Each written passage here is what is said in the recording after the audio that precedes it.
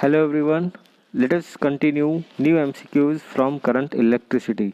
In the previous lecture, we have discussed 10 MCQs based on concepts from current electricity. In this lecture, we are going to discuss some new MCQs, some important MCQs from current electricity.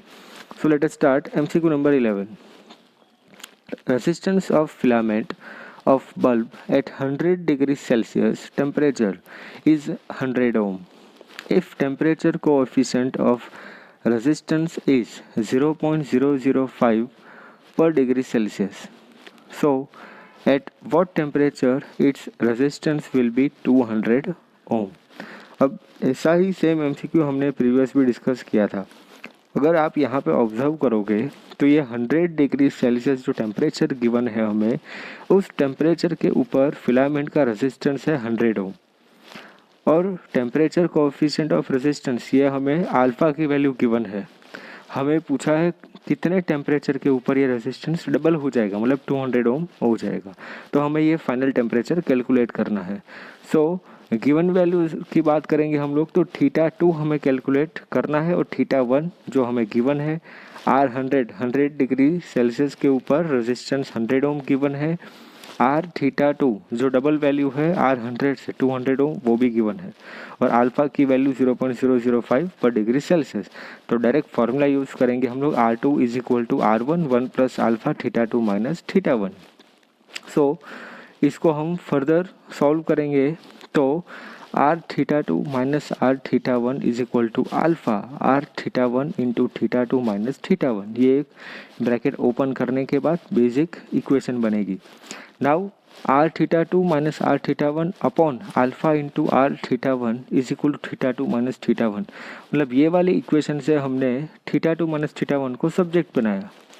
Now θ2 हमें calculate करना है. R θ2 ये value given है, R θ1 ये भी value given है, alpha और R θ1 की वैल्यू भी गिवन है और θ1 जो हमें इनिशियल टेम्परेचर दिया है 100 डिग्री.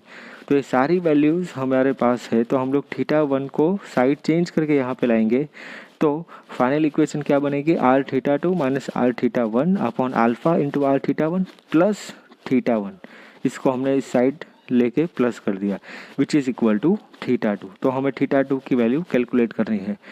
सो इसी को हम सॉल्व करेंगे सारी वैल्यूज़ रखने के बाद. तो θ2 की वैल्यू मिलेगी हमें 300 डिग्री सेल्सियस.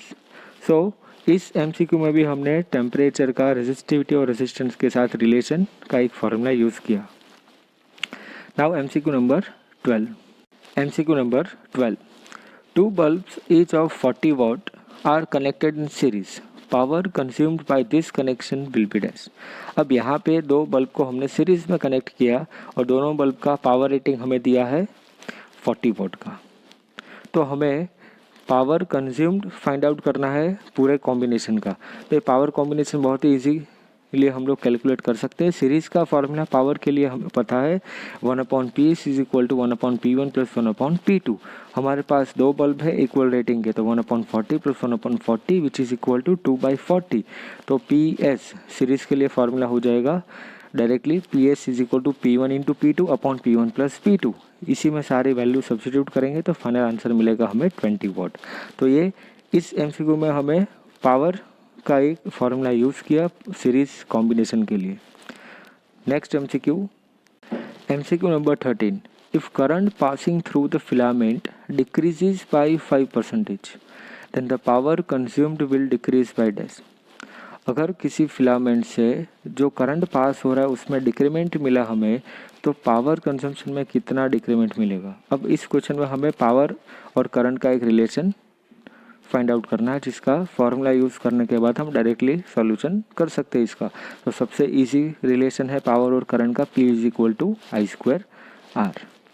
तो ये हमारा बेसिक फार्मूला हो जाएगा. अब हमें पूछा है करंट के अंदर डिक्रीमेंट हुआ है मतलब चेंज इन करंट. तो चेंज इन करंट लाने के लिए हमें इस इक्वेशन का डिफ्रेंशिएशन करेंगे. तो dP/P इंटू 100 परसेंटेज में अगर हमें पूछा गया तो हमें मल्टीप्लाई बाय 100 करेंगे which is equal to 2 times DI/I into 100 और R तो यहाँ पे कांस्टेंट है. तो 2 इंटू DI/I मतलब चेंज इन करंट, तो करंट में डिक्रीमेंट कितना गिवन है 5%, तो DP/P into 100 which is equal to 2 into 5% which is equal to 10%। तो ये इजी MCQ पावर और करंट के रिलेशन का। Next one MCQ number 14, the effective resistance between points A and B of the network shown in figure. अब इस question में हमें एक नेटवर्क दिया है और हमें A और B पॉइंट के बीच में इफेक्टिव रेजिस्टेंस कैलकुलेट करना है। अब इस नेटवर्क को ऑब्जर्व करेंगे तो हम 1 बाय 1 सारे ट्राइंगल को सॉल्व करेंगे। For example AFE। अब ये जो पूरा ट्राइंगल होगा इसको हम सॉल्व करेंगे तो 3 ओम और यहाँ से ये 3 ओम, ये दोनों हो जाएंगे सीरीज में। सो 3 + 3 इज इक्वल टू 6 ओम। और AE ये वाला जो 6 ओम बचेगा वो 6 ओम इस वाले 6 ओम के साथ हो जाएगा पैरेलल में। सो 1/6 + 1/6 विच इज़ इक्वल टू 3 ओम। तो ये पूरा एक ट्राइंगल 3 ओम का हो जाएगा। सो हमने 1 बाय 1 सारे ट्राइंगल को सॉल्व किया। तो first one resistance for AFE मतलब ये वाला ट्राइंगल बचेगा जिसमें फाइनल आंसर आ जाएगा 6 ओम। और RAE इसका इफेक्टिव रेजिस्टेंस A और E के बीच में मतलब ये पूरा ट्राइंगल हो जाएगा 3 ओम। सिमिलरली हमने रेजिस्टेंस AED इस वाले के लिए देखा, तो इस वाले के लिए हो जाएगा 6 ओम और फाइनल हो जाएगा 3 ओम। तो ये पूरा ट्राइंगल भी 3 ओम हो जाएगा। नेक्स्ट ट्राइंगल कौन सा हो जाएगा अभी ADC। तो ADC के लिए भी सिमिलरली 3 ओम हो जाएगा। और जो फाइनल बचेगा वो ACB इसके लिए हो जाएगा 6 ओम बिकॉज यहाँ पे फर्दर कोई कॉम्बिनेशन नहीं है। सो 3 + 3 ये दोनों का कॉम्बिनेशन हो जाएगा 6 ओम। फर्दर कोई हमारे पास ट्राइंगल नहीं कंप्लीट होगा। सो 3 हमारे पास ब्रांच AC होगी जिसके लिए हमारे पास 3 ओम 3 ओम और 3 ओम रेजिस्टेंस होगा। और फाइनल वाली जो होगी इसके लिए हमारे पास 6 ओम रेजिस्टेंस होगा। अब इन सब का फाइनल हम लोग कैलकुलेशन करेंगे तो फाइनल कैलकुलेशन बनेगा 1/RAB which is equal to 1/6 + 1/3 because हमें A और B के बीच में ही इक्विवेलेंट पूछा है। तो A और B के लिए इक्विवेलेंट क्या हो जाएगा, तो इस वाली पूरी ब्रांच का हमारे पास कैलकुलेशन है 6 ओम जो हमने अभी किया ये 6 ओम। और उसके फर्दर जो पूरा हमने सर्किट सॉल्व किया इस सर्किट के लिए हमारे पास फाइनल आंसर कितना था 3 ओम।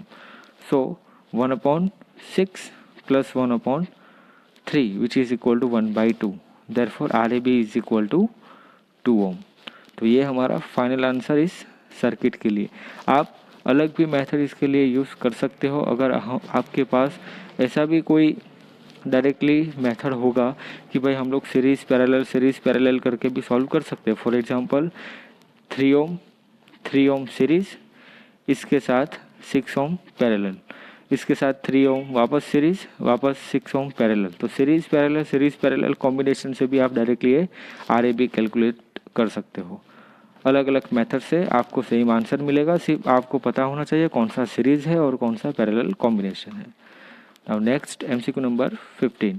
MCQ number 15, the equivalent resistance between points X and Y in the following figure stage. अब इस टाइप के MCQs आपको एग्जाम में आ सकते हैं बिकॉज यहाँ पे आपको सबसे पहली चीज़ ऑब्जर्व करनी है नंबर ऑफ रेजिस्टेंस।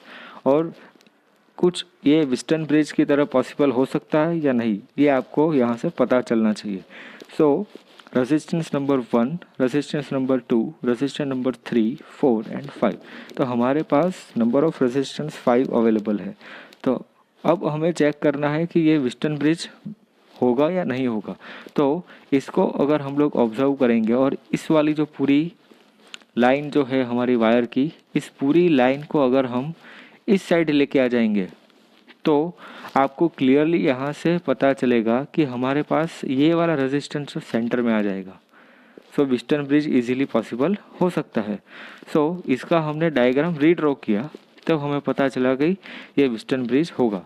और अगर ये वेस्टर्न ब्रिज है तो अब हमें कैलकुलेट करना है इसका बैलेंस कंडीशन। अगर ये वेस्टर्न ब्रिज बैलेंस हुआ तो ये सेंटर वाला जो रेजिस्टेंस होगा उसमें से जीरो करंट फ्लो होगा। तो व्हिस्टन ब्रिज की बैलेंस कंडीशन क्या होगी, R1/R2 is equal to R3/R4। तो हमें इक्विवेलेंट पूछा है, तो इस सर्किट का इक्विवेलेंट क्या हो जाएगा, 4 ओम सीरीज, और ये भी 4 ओम सीरीज, और उसके बाद दोनों हो जाएंगे पैरेलल। तो 4 ohm plus 4 ohm is equal to 8 ohm. तो ये ऊपर वाला ब्रांच हो जाएगा 8 ओम का, नीचे वाला ब्रांच पूरा हो जाएगा 8 ओम का, और दोनों हो जाएंगे पैरेलल में। सो 1/8 प्लस 1/8। तो ये सिंपल कैलकुलेशन यहाँ पे किया है हमने, 8 × 8/8 plus 8 which is equal to 4 ohm. तो अगर आपको इस सर्किट के अंदर पता चला कि ये व्हिस्टन ब्रिज फॉर्म कर रहा है, तो आपको सिर्फ बैलेंस कंडीशन अप्लाई करनी है और x और y पॉइंट के बीच में आप इक्विवेलेंट कैलकुलेट कर सकते हो। Next, MCQ number 16, what is the total current supplied by the battery to the circuit shown in the following figure. Total current हमें कैलकुलेट करना है, और इस सर्किट में हमें बैटरी के साथ 3-4 रेजिस्टेंस को हमने कनेक्शन में देखा है। अब यहाँ से जो बैटरी हमने कनेक्ट की है उसका वोल्टेज हमें दिया है 9 वोल्ट। इसका मतलब 9 वोल्ट बैटरी के साथ ये सारे रेजिस्टेंस कनेक्टेड है। अब यहाँ से हमें पता होना चाहिए कौन सा रेजिस्टर किस वाले रेजिस्टर के साथ सीरीज या फिर पैरेलल कॉम्बिनेशन में होगा। तो डायग्राम से क्लियरली पता चलेगा आपको कि ये वाला पूरा कॉर्नर, इसको आप ऑब्जर्व करोगे तो ये 2 ओम एंड 6 ओम रेजिस्टेंस ये दोनों हो जाएंगे पैरेलल कनेक्टेड। अब ये इन दोनों का पैरेलल कॉम्बिनेशन कैलकुलेट करेंगे हम लोग सबसे पहले, और इसका जो आंसर आएगा वो रेजिस्टेंस इस वाले 1.5 के साथ सीरीज में हो जाएगा। और इसका जो आंसर आएगा, मतलब हमने ये तीनों रेजिस्टेंस कैलकुलेट किए, इसके बाद जो फाइनल आंसर आएगा वो रेजिस्टेंस की वैल्यू 3 ओम के साथ पैरेलल हो जाएगी। तो हमें सिर्फ पैरेलल सीरीज पैरेलल ये एक कॉम्बिनेशन, एक सीरीज हमें देखनी है। उसके बाद जो हमें पूरे सर्किट का फाइनल रेजिस्टेंस मिलेगा, इक्विवेलेंट रेजिस्टेंस, उसी की हेल्प से हमें करंट फाइंड आउट करना है, because current is equal to voltage पर रेजिस्टेंस, और वोल्टेज हमें गिवन है 9 volt. So 9 volt upon effective resistance. तो अल्टीमेटली इस MCQ में हमें सबसे पहले इफेक्टिव रेजिस्टेंस कैलकुलेट करना होगा। सो सबसे पहले ये एक पूरी कॉर्नर हम सॉल्व करते हैं 2 ओम एंड 6 ओम जो पैरेलली कनेक्टेड है।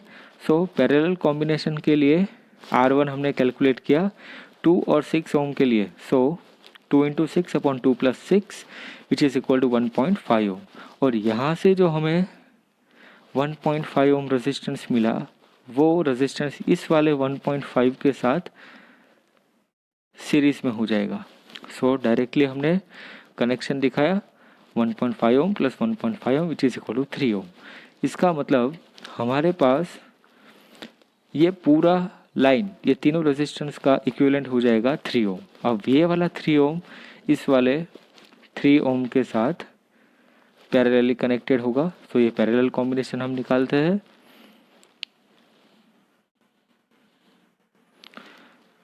Three into R2/3 + R2 which is equal to 3 × 3/3 + 3 which is equal to 9/6। तो ये इफेक्टिव रेजिस्टेंस पूरे सर्किट का हो जाएगा, और इफेक्टिव रेजिस्टेंस की हेल्प से हम लोग कैलकुलेट करेंगे current in the battery. So current is equal to voltage per effective resistance. So final answer होगा 6 एम्पियर। तो इस MCQ के अंदर हमें करंट की वैल्यू जो कैलकुलेट करनी है, बट उसके लिए हमें यूज़ करना है इफेक्टिव रेजिस्टेंस का combination. Now next MCQ number 17। MCQ number 17. A uniform conductor of resistance R is cut into 20 equal pieces. Half of them are joined in series and the remaining half of them are connected in parallel. If the two combinations are joined in series, the effective resistance of all pieces is dash. ये वाला MCQ बहुत सालों से exam में पूछा जा रहा है। आपको ये MCQ प्रॉपरली समझना है, बिकॉज यहाँ पे हमें एक यूनिफॉर्म कंडक्टर गिवन है जिसको हमने 20 इक्वल पीसीस में डिवाइड कर दिया। अब उसमें से 10 पीसीस मतलब हाफ ऑफ देम ऐसे होंगे जिसको हमने पहले सीरीज में कनेक्ट किया, और बाकी के जो 10 बचेंगे उसको हमने पैरेलल में कनेक्टेड किया। अब जैसे पैरेलल और सीरीज कनेक्शन में हमें फाइनल आंसर मिलेगा इनिशियल 10 रेजिस्टेंस का, तब उन दोनों का जो कॉम्बिनेशन बचेगा, जो फाइनल आंसर इफेक्टिव आंसर आएगा, उस दोनों इफेक्टिव रेजिस्टेंस को हमने अगेन सीरीज में कनेक्ट किया। तो हमें पूछा है अब फाइनल इफेक्टिव रेजिस्टेंस कितना होगा। सो इस क्वेश्चन में हमें सबसे पहले 10 पीसेस का सीरीज लेना है, उसके बाद 10 पीसेस का पैरेलल लेना है, उन दोनों का जो आंसर आएगा इफेक्टिव, उन दोनों का अगेन सीरीज कॉम्बिनेशन कैलकुलेट करना है।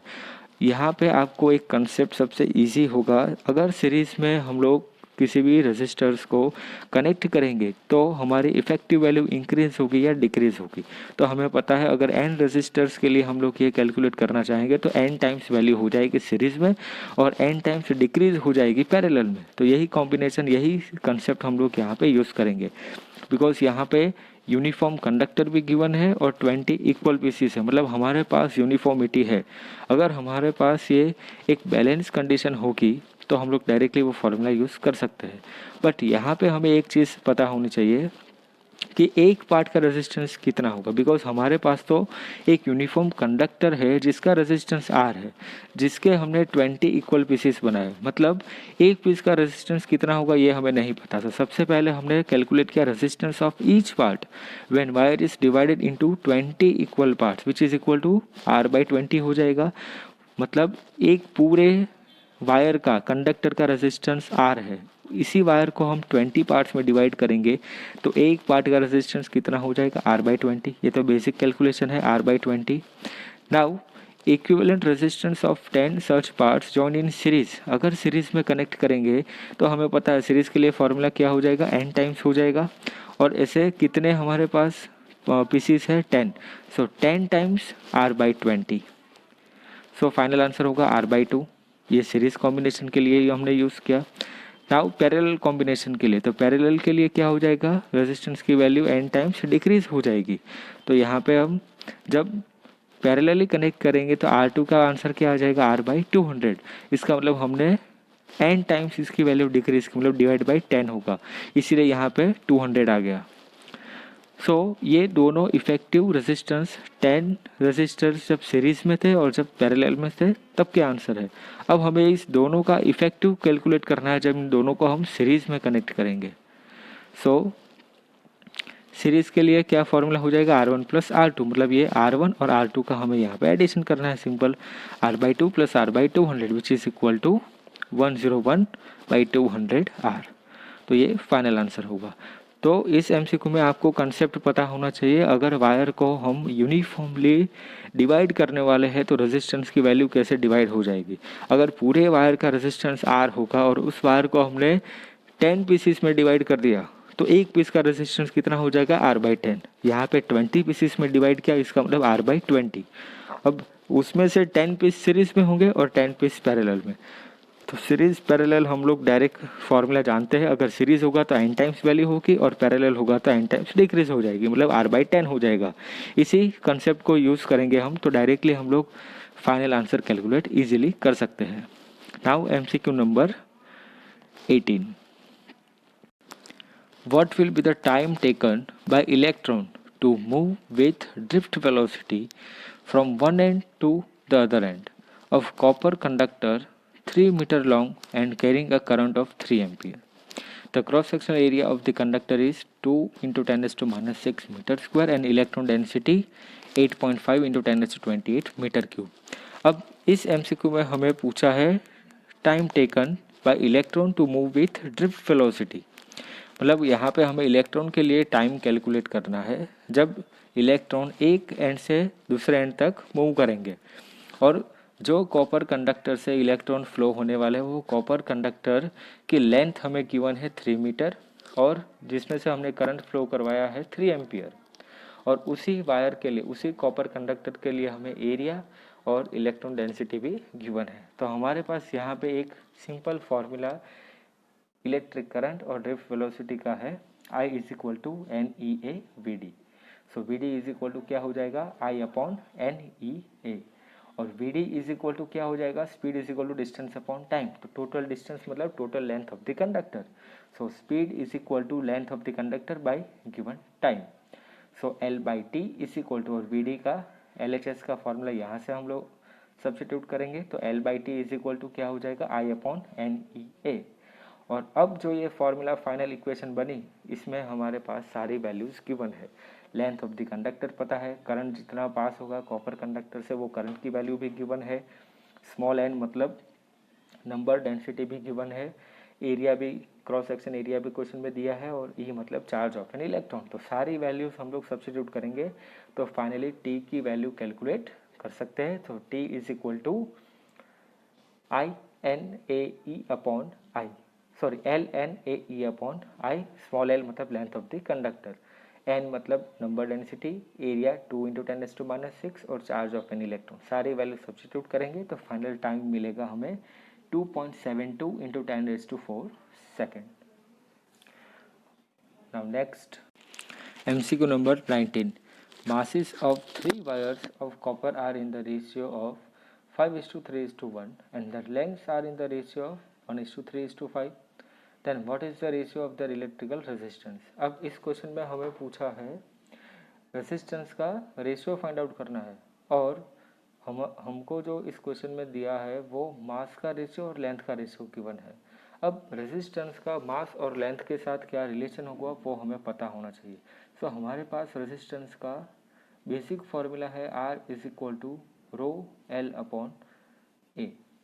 अब इसी फॉर्मूला को अगर हम चेंज करेंगे मतलब मल्टीप्लाई बाई एल और डिवाइड बाई एल करेंगे तो नीचे हो जाएगा एरिया इंटू लेंथ मतलब वॉल्यूम, और ऊपर हो जाएगा रो एल स्क्वायर। तो हमारा बेसिक फॉर्मूला क्या हो जाएगा, रो एल स्क्वायर पर वॉल्यूम, और वॉल्यूम को हम चेंज कर सकते हैं density is equal to mass upon volume. So volume is equal to क्या हो जाएगा, मास अपॉन डेंसिटी, और डेंसिटी तो तीनों वायर सेम मटेरियल है कॉपर का, तो डेंसिटी तो कांस्टेंट हो जाएगी, तो वॉल्यूम और मास का रिलेशन डायरेक्ट हो जाएगा। तो इसी कंसेप्ट को हम इस क्वेश्चन में यूज़ करेंगे। So R1 is to R2 is to R3 is equal to rho L1 by A1 is to rho L2 by A2 is to rho L3 by A3, और लेंथ को हमने यहाँ से डायरेक्टली एल स्क्वायर लिखा because हमको ये relation पता है, मल्टीप्लाई बाई एल और डिवाइड बाई एल करेंगे तो नीचे वॉल्यूम आ जाएगा, और डेंसिटी तो कांस्टेंट और रेजिस्टिविटी भी सेम मटेरियल के लिए कांस्टेंट। तो डायरेक्टली हमने रिलेशन यूज़ किया L1 square by volume is to L2 square by volume 2 is to L3 square by volume of third wire V3, और वॉल्यूम को हमने डायरेक्टली रिप्लेस किया मास के साथ, तो L1 square by M1 is to L2 square by M2 is to L3 square by M3। सो L1 L2 L3 तीनों का रिलेशन हमें क्वेश्चन में गिवन है, M1 M2 एंड M3 का भी रिलेशन हमें क्वेश्चन में गिवन है। इन दोनों रिलेशन को यहाँ पे यूज़ करेंगे तो फाइनल आंसर हो जाएगा 1/5 इज टू 3 इज टू 25, और इसका एलसीएम हम लोग लेंगे तो फाइनल आंसर होगा 1:15 इज टू 125। तो इस क्वेश्चन में हमें रेजिस्टेंस का मास के साथ क्या रिलेशन आएगा वो भी पता चलेगा, एक इम्पॉर्टेंट कंसेप्ट, और उसके अकॉर्डिंग हम लोग रेजिस्टेंस के लिए रेशियो भी कैलकुलेट कर सकते हैं। Now MCQ number 20। MCQ number 20. Cross-sectional area of silicon slab at 300 Kelvin temperature having length 10 centimeter is 1 into 10⁻⁴ meter square. Find the current passing through slab if 2-volt battery is joined parallel to its length and mobility of electron is equal to 0.14 meter square per volt into second and electron density is 1.5 into 10⁻⁴ meter cube. So इस question में हमें temperature given है silicon slab को जब हमने 300 kelvin temperature के ऊपर place किया, और टेम्परेचर के साथ हमें उस सिलिकॉन स्लैब की लेंथ भी गिवन है 10 सेंटीमीटर, और क्रॉस सेक्शन एरिया भी गिवन है 10⁻⁴ मीटर स्क्वायर। नाउ हमें कैलकुलेट क्या करना है, करंट फाइंड करना है हमें जो स्लैब के थ्रू पास होगा, बट कंडीशन ये गिवन है हमें कि उस स्लैब को हमें 2 वोल्ट बैटरी के साथ कनेक्ट भी किया है, और उसकी लिए हमारे पास मोबिलिटी ऑफ इलेक्ट्रॉन गिवन है 0.14 मीटर स्क्वायर पर volt into second, and electron density भी गिवन है 1.5 इंटू 10⁻⁴। सो करंट के लिए और ड्रिफ्ट वेलोसिटी के लिए हमारे पास एक रिलेशन है, बट यहाँ पे हमें ड्रिफ्ट वेलोसिटी गिवन नहीं है, बट उसके प्लेस पे हमें गिवन है मोबिलिटी। सो मोबिलिटी और ड्रिफ्ट वेलोसिटी का भी रिलेशन हम यहाँ पे अप्लाई कर सकते हैं। सो जो भी हमारे पास गिवन क्वांटिटी है वो सारे गिवन क्वांटिटी का लिस्ट हमने रेडी किया। सो ये लेंथ गिवन है, एरिया भी गिवन है, वोल्टेज भी गिवन है, करंट जो हमें कैलकुलेट करना है, मोबिलिटी जो हमें क्वेश्चन में गिवन है, और डेंसिटी। अब हमारा बेसिक फार्मूला यूज़ करेंगे। तो according to basic formula I is equal to N A into V D, और मोबिलिटी का रिलेशन होगा V D upon E, electric field. So V D is equal to क्या हो जाएगा, electric field into mobility. Now drift velocity को अगर हम replace करेंगे इलेक्ट्रिक फील्ड इंटू मोबिलिटी से, तो फाइनल फार्मूला क्या बनेगा, N E into electric field into mu, मतलब मोबिलिटी इंटू एरिया। अब हमें यहाँ पे इलेक्ट्रिक फील्ड भी नहीं दी है, बट इलेक्ट्रिक फील्ड के प्लेस पे हमें voltage of the battery given है। तो इलेक्ट्रिक फील्ड और वोल्टेज का भी रिलेशन हमें पता है, V is equal to E into L. तो यहाँ पे E को रिप्लेस करेंगे V बाई एल से। तो ये फॉर्मूला अगेन रिफॉर्म करेंगे हम, और हमारा फाइनल फार्मूला बनेगा इस एमसीक्यू के लिए N E into voltage into mobility into area upon length. तो ये हमारा फाइनल फार्मूला बनेगा। सो इस एमसीक्यू में इस फॉर्मूले तक का पूरा डेरिवेशन आपको पता होना चाहिए, कौन सा रिलेशन यूज़ करना है और कौन सी क्वांटिटी हमें गिवन है उसके अकॉर्डिंग हमें ये फार्मूला रिफॉर्म करना है। अब इस फार्मूला में हम सारी वैल्यू सब्स्टिट्यूट करेंगे, बिकॉज हमारे पास नंबर डेंसिटी एन भी गिवन है, चार्ज ऑफ एन इलेक्ट्रॉन पता है, वोल्टेज ऑफ द बैटरी भी गिवन है, उसके बाद मोबिलिटी और एरिया, मतलब सारी वैल्यूज़ हमें इस क्वेश्चन में अब गिवन है इस फार्मूला के लिए। तो इसको कैलकुलेट करेंगे और फाइनल आंसर आएगा हमारा 6.72 इंटू 10⁻⁷ एम्पियर। सो इस लेक्चर में हमने 10 MCQs करंट इलेक्ट्रिसिटी के कंप्लीट किए। अब नेक्स्ट लेक्चर में हम लोग फर्दर और भी MCQ इसी चैप्टर के डिस्कस करेंगे। Thank you.